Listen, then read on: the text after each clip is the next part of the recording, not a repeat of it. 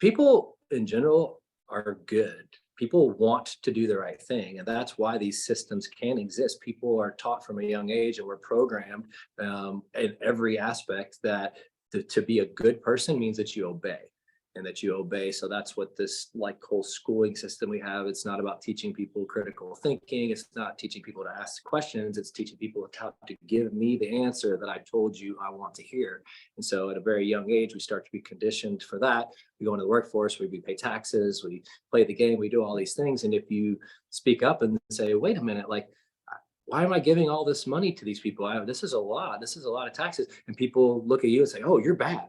Like you're the immoral one. You don't want to contribute to this thing that we've all put together that supports society and everything. And so you want to be a tax cheat. You want to, you want to be a bad person. And so this is the society we live in. People think that following along, following the rules, paying your taxes, playing the game, registering for this, asking permission for everything all along the way is how you are a good person.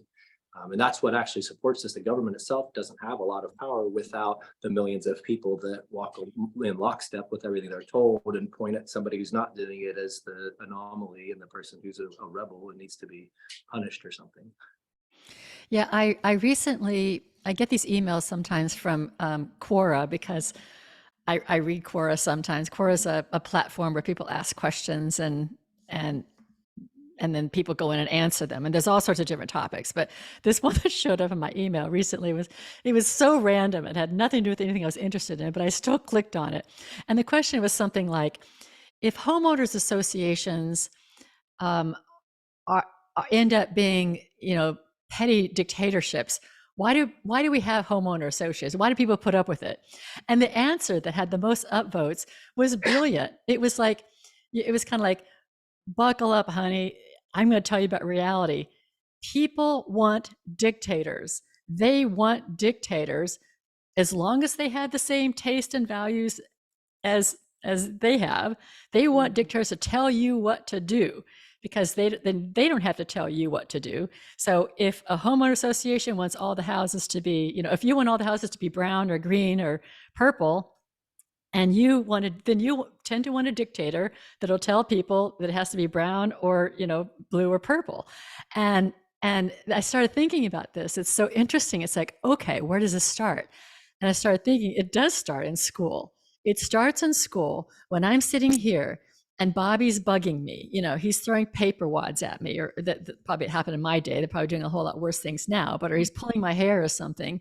And rather than me deal with Bobby, I learned to go to the teacher and say, teacher, Bobby is bothering me. And I want you to tell Bobby to stop.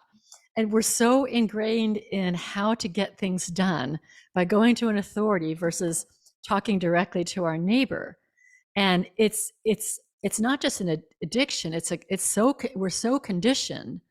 When we have a problem, with our neighbor, we call the police or something rather than just go knock on the door and say, hey, we're trying to sleep over here.